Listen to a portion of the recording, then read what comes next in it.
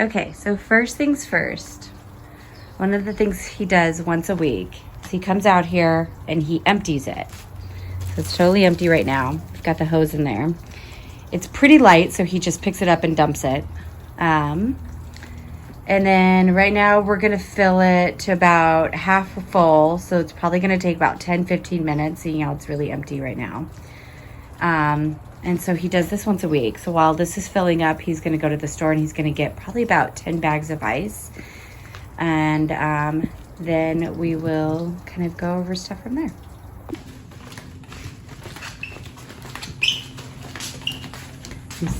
Ice baby.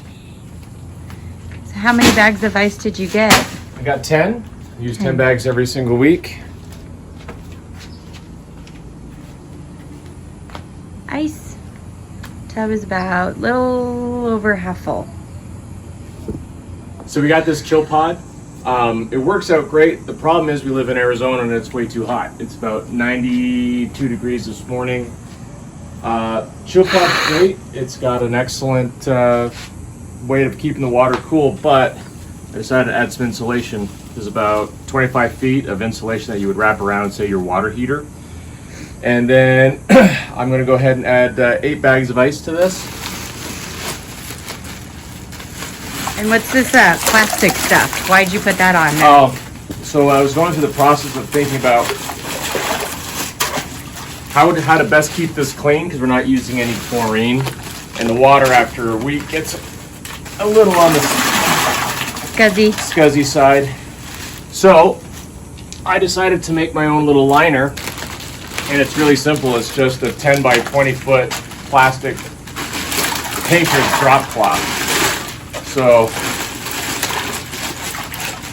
I take it out, spray it down, then I can add it back in, makes for easy cleanup.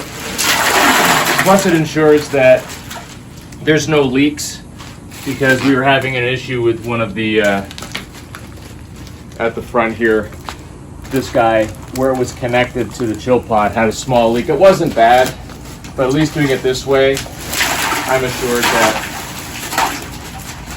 we don't lose any water over the course of the week. Yeah, there's no leak. And then, like he said, because we live in Arizona and it gets so freaking hot here too, he got that Flex Seal stuff at first.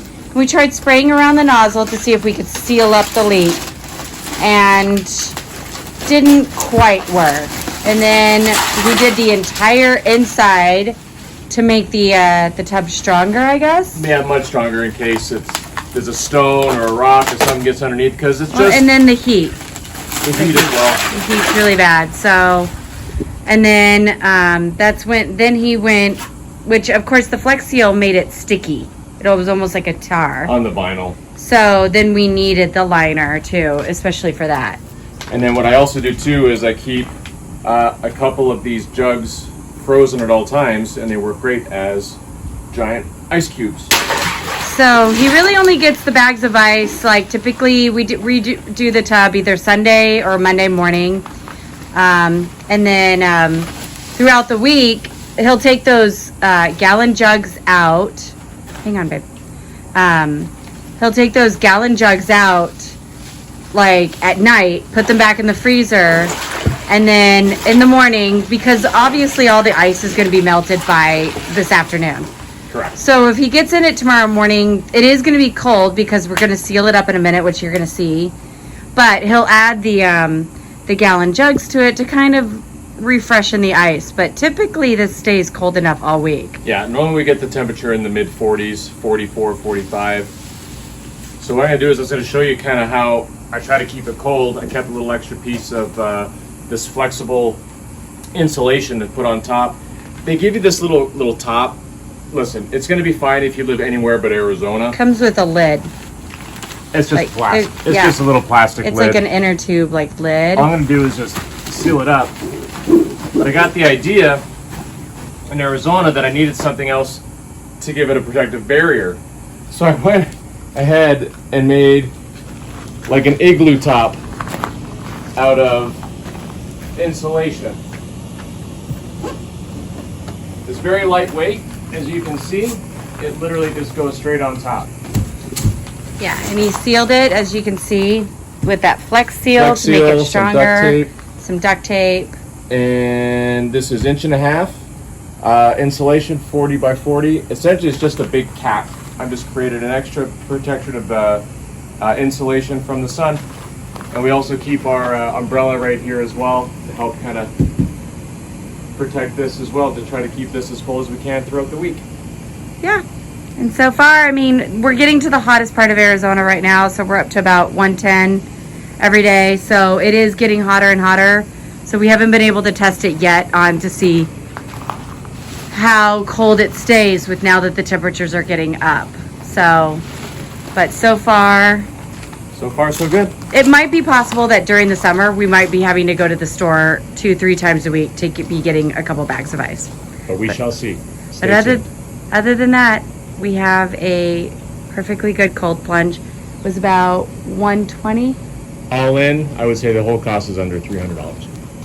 Okay, so the tub itself was about $140. $140, and then everything we've put into it, and then every week, how much do you spend on ice? About 24 bucks. 24 bucks a week on ice. Which is pretty decent, considering that the previous membership I had, where I went and did a cold plunge, was $79 a month, and I can only go once a week. Yeah, and if I wanted to go, it was $69 a visit. Now, these cold plunge places are amazing because you're really getting an hour experience. So you're going and you're getting to do the Nordic compression boots, the dry sauna, the infrared saunas. Infrared sauna, hot tub, cold plunge. It's an hour treatment, which is really worth it for $69. So every now and then we might go and, treat ourselves. But Exactly. Otherwise, this is something we have that we can do every day. Have a great day. That's some cold water.